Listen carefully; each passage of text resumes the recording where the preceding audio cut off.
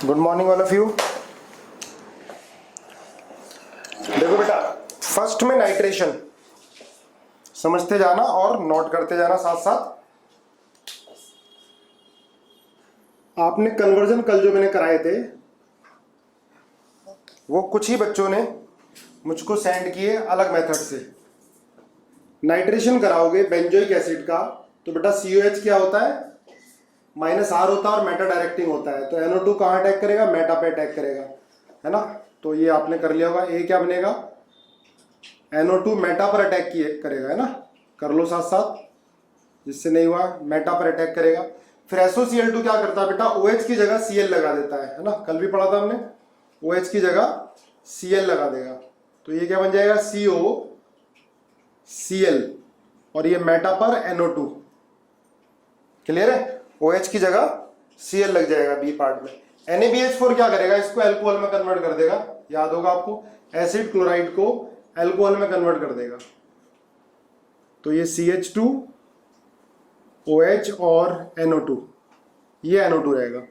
तो Meta nitro benzyl alcohol, आपको benzoic acid से मेटा नाइट्रो बेंजाइल अल्कोहल बनाना है तो ये करना पड़ेगा, पहले नाइट्रेशन, ठीक है। इसके बाद SOCl2, तो OH की जगह Cl आ जाएगा। फिर COCl को NaBH4 CH2OH में कन्वर्ट कर देता है ना। और ये आपको पता होगा, अगर COCl को CHO में कन्वर्ट करना हो तो हम क्या लेते हैं, H2PDBSO4, ठीक है। आगे देखो क्वेश्चन नंबर सेकंड। ए क्या होगा, फ्रिडल क्राफ्ट रिएक्शन है, फ्रिडल क्राफ्ट एल्काइलेशन है, तो ये CH3 हो जाएगा। ये क्या होगा, इसके बाद एल्कलाइन केमोनोफोर, फिर H3O+।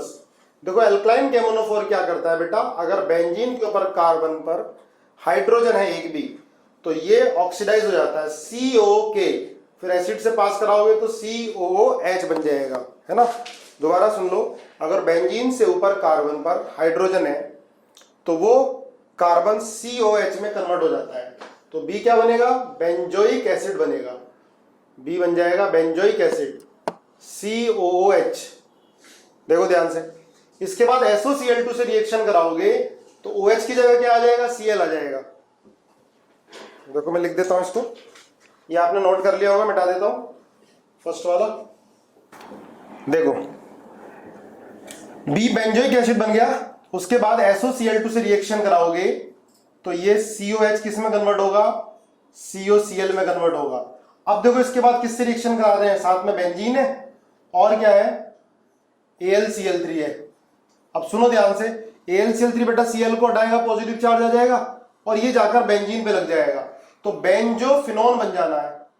तो बेंजीन से बेंजोफिनोन बनाना हो तो ये 3 स्टेप में बन रहा है।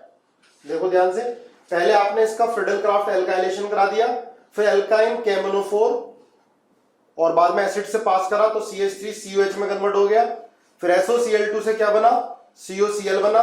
उसके बाद बेंजीन और AlCl3, तो बेटा AlCl3 Cl हटाएगा, पॉजिटिव चार्ज, ये जाके बेंजीन पे लग जाएगा। फ्रिडल क्राफ्ट एसाइलेशन है।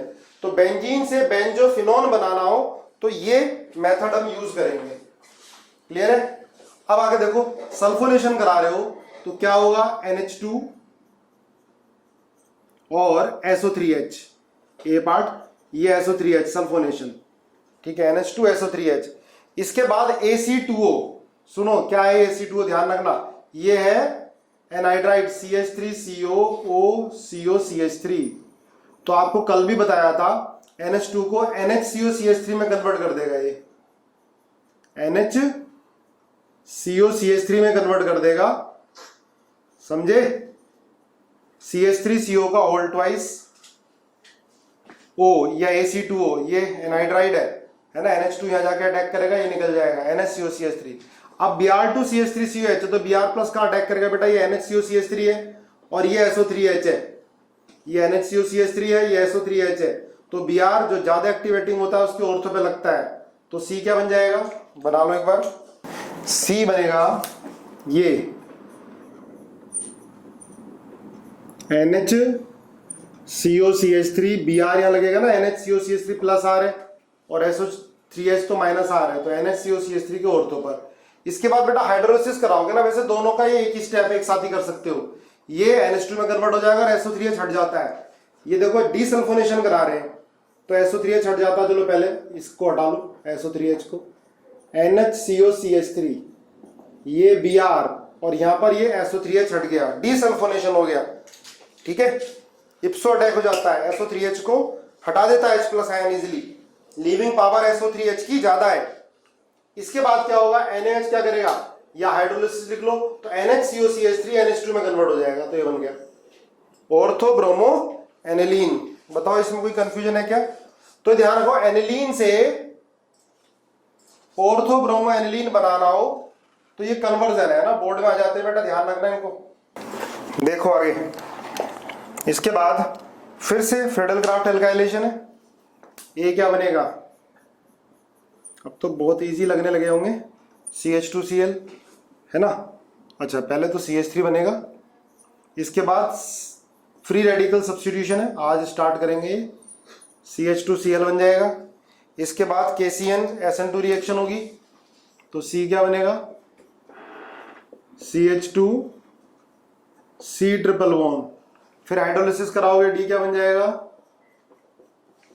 ये CH2COH। ठीक है, अभी देखो बेंजीन से ये बन रहा है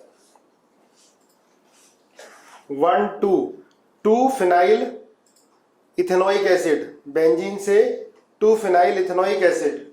ठीक है, अब ये बोर्ड में पूछ लिया जाता है कि बेंजीन से 2 फिनाइल इथेनोइक एसिड बताओ, ऐसे लिखा होता है तो इजीली होता है, पर जब कन्वर्जन पूछते हैं तो आपको रिएक्शन लर्न होनी चाहिए।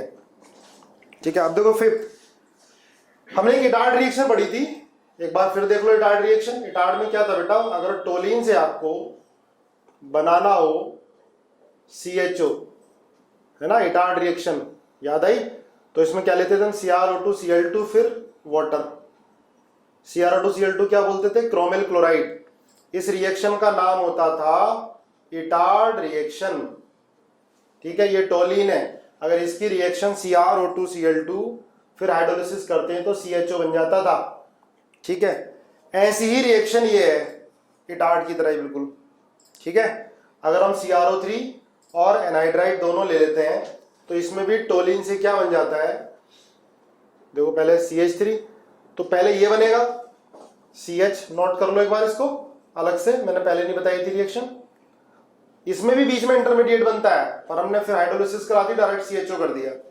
मैकेनिज्म नहीं पूछी जाएगी इसकी, पर बीच का इंटरमीडिएट पूछा जा सकता है।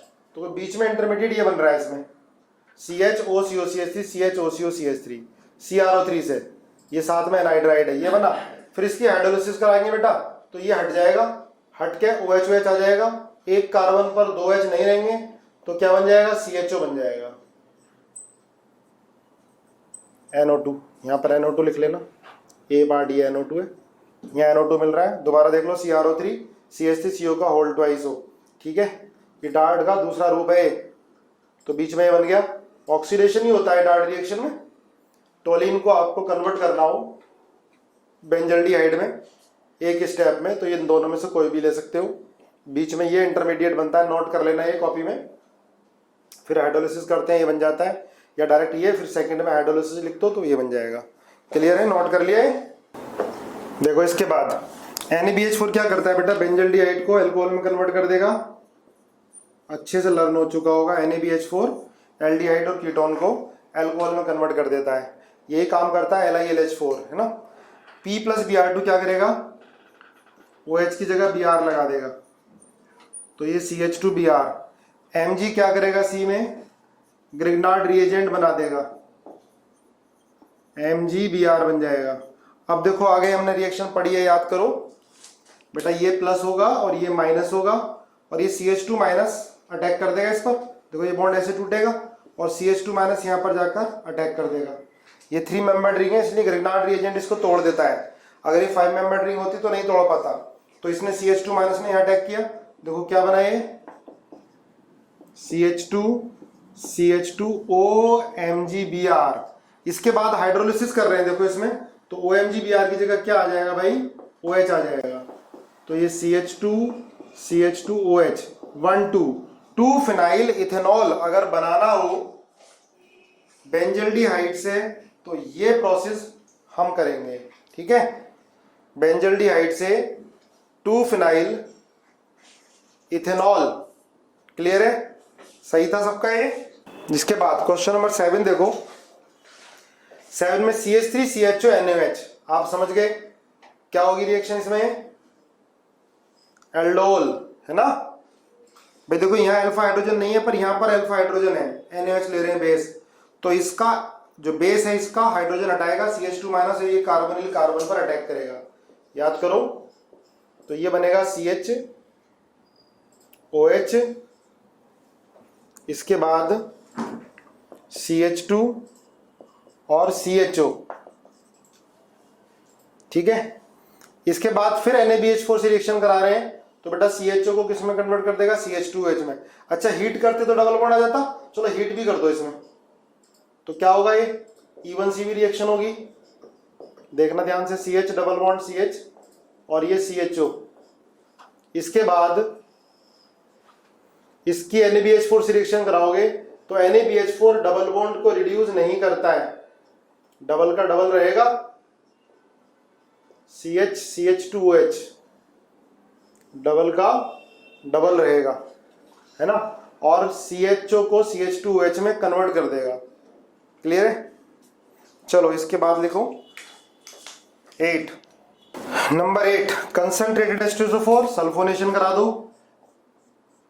ए में SO3H NaOH से रिएक्शन कराओगे, देखो ध्यान रखना है, NaOH फ्यूज भी लिखना चाहिए इसको, तो ये बन जाता है बेटा ONA, हीट कर रहे हैं तब, अदरवाइज नहीं होता, ONA बन जाता है, O minus Na plus, NaOH fused NaOH, ठीक है, O माइनस Na प्लस, वैसे तो OH बनेगा पहले, है ना, SO3H हट जाएगा, OH न्यूक्लियोफाइल SO3H को हटा देता है हाई टेम्परेचर पर और कंसंट्रेटेड लेते हैं तो, फ्यूज लेते हैं तो।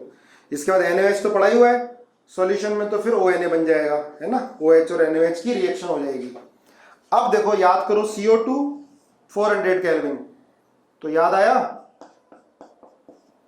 OH CO माइनस, कौन सी रिएक्शन है, कॉल्ब्स रिएक्शन, फिर एसिड से पास करा दोगे तो सैलिसाइलिक एसिड बन जाएगा।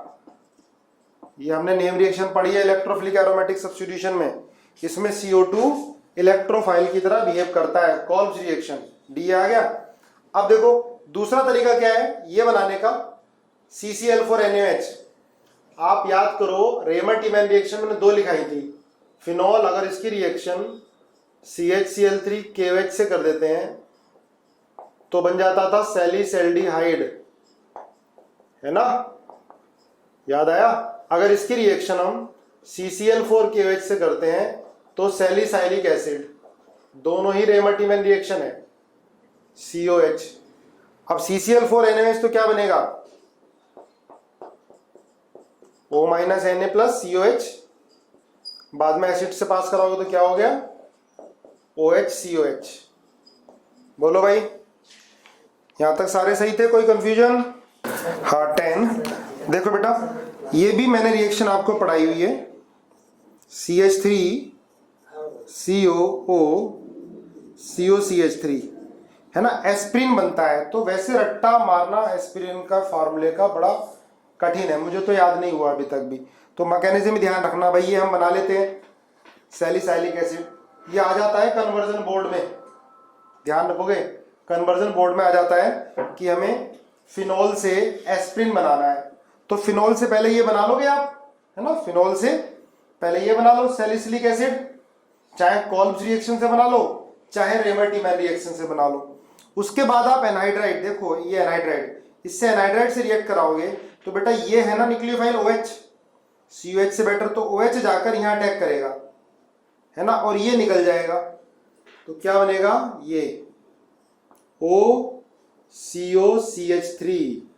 और COH, इसको बोलते हैं एस्प्रिन। मैंने पहले भी बताया है, कन्वर्जन आ जाता है बोर्ड के अंदर, ये बड़ा इंपॉर्टेंट है, एस्प्रिन, फिनॉल से एस्प्रिन बनाना हो तो, है ना। देखो ये OH है, अब देखो ये तुमने पढ़ी थी ना रिएक्शन ROH, अगर इसकी रिएक्शन तुम एनहाइड्राइड से करा दो तो ये OH जाके यहाँ अटैक करेगा या H और ये निकल जाएगा, ठीक है। वैसे ये अटैक करता है, फिर ये बॉन्ड टूटता है, फिर ये निकलता है। पूरी मैकेनिज्म हमने पढ़ी थी इसकी। अब एक चीज और ध्यान रखना, अगर बेटा इसकी रिएक्शन, सुनो ध्यान से, मैंने कराया हुआ है, रिवाइज करा देता हूं फिर। OH COH, अगर हम इसकी रिएक्शन मिथाइल अल्कोहल से करा दें, तो अब देखो मिथाइल अल्कोहल और ये एसिड है, तो मिथाइल अल्कोहल बेटा यहां अटैक करेगा जाकर, एसिड और अल्कोहल होते हैं तो क्या बन जाता है, एस्टर। तो इसको बोलते हैं, जो एक कंपाउंड मिला इसको बोलते हैं ऑयल ऑफ विंटर ग्रीन। याद करो, बताया होगा जरूर, ऑयल ऑफ विंटर ग्रीन, या दूसरा नाम होता है इसका मिथाइल सैलिसाइलेट, मिथाइल सैलिसाइलेट। और दूसरा, अगर फिनोल से कराओ इसकी रिएक्शन OH, देखो तो OH जाके यहां अटैक करेगा तो बनेगा फिनाइल सैलिसाइलेट, फिनाइल सैलिसाइलेट, है ना। मैकेनिज्म ध्यान रखो भाई, हमने एस्टरिफिकेशन पढ़ा है, कोई भी बड़ा सा कंपाउंड मिल सकता है, पुरानी मैकेनिज्म सारी यूज होंगी। अगर बार बार पढ़ते रहोगे तो कोई क्वेश्चन गलत नहीं होगा, चाहे कितना बड़ा आ जाए। अब ये एसिड है बेटा, इसका CH3OH से रिएक्शन करा दी, एस्टर बन गया। ऐसी फिनॉल है, ये भी तो अल्कोहल है, एसिड से रिएक्ट करेगा तो फिनाइल सैलिसाइलेट। इसका दूसरा नाम होता है सैलोल, सैलोल, ठीक है। अब देखो क्वेश्चन नंबर 11, CH3Cl, तो क्या बनेगा पहले, CH3, तो बार बार आता जा रहा है, फ्रीडल क्राफ्ट रिएक्शन है। इसके बाद CrO3 CH3CO का ऑल ट्वाइस हो और हाइड्रोलिसिस एक साथ, है ना। कौन सी रिएक्शन हो गई, इटार्ड का दूसरा रूप हो गया, तो क्या बन गया, CHO बन गया।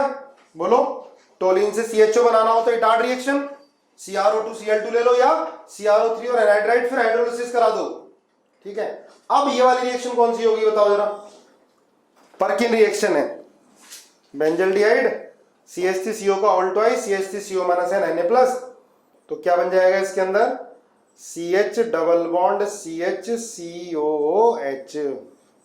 ये बन गया, ठीक है, अनसैचुरेटेड एसिड। देखो आ गया, मैंने आपको 3 क्वेश्चन दिए थे, देख लो, सबको मिल गए बेटा, देख लिए वो तीनों क्वेश्चन। 3 क्वेश्चन है, 3 ही मिनट लगने हैं, 3-4 minute. Question number first, an alkene A, molecular formula C5H10, on ozonolysis give a mixture of 2 compound B and C।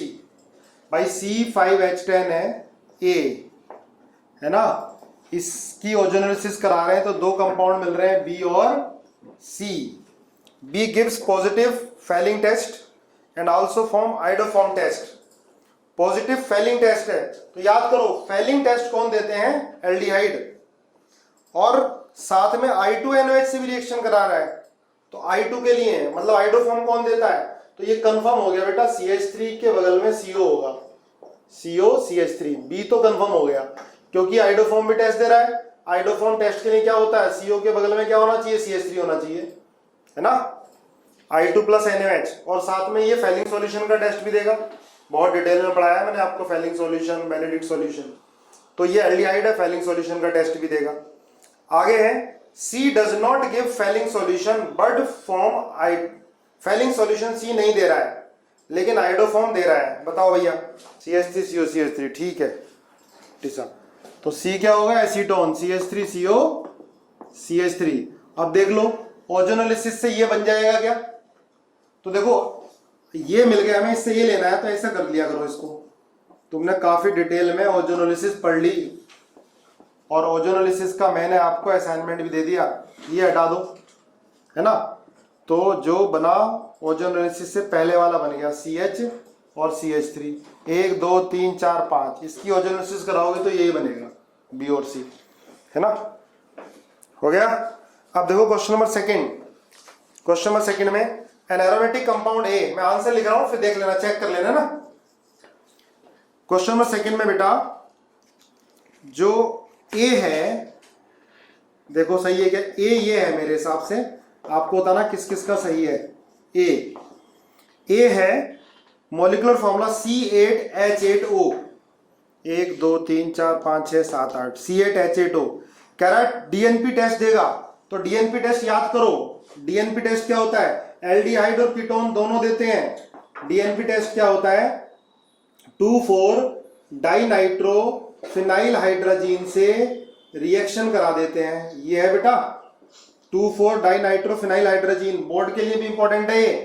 तो 2,4 ये डीएनपी टेस्ट है, डीएनपी टेस्ट, ये 2,4 डाइनाइट्रो फिनाइल हाइड्रोजीन इससे रिएक्शन कर जाता है, एल्डिहाइड कीटोन दोनों से रिएक्ट करता है। कौन सा कलर मिलता है? रॉय कलर। इसका दूसरा नाम क्या होता है बताओ जरा? हाँ, ब्रैडीज रिएजेंट। ठीक है, याद है, रट लिया तुमने, ब्रैडीज रिएजेंट। ए तो ये होना चाहिए, और भाई बी CHI3, देखो सही है क्या तुम्हारा? CHI3, और सी है बेंजोइक एसिड COH। ठीक है सबका? ABC। चलो एक क्वेश्चन और लास्ट, थर्ड के आंसर लिख लो।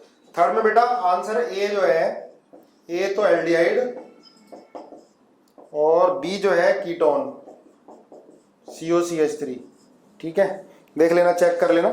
वैसे 2-2 मिनट के थे, जिसने नहीं किया दोबारा से एक बार कर लेना।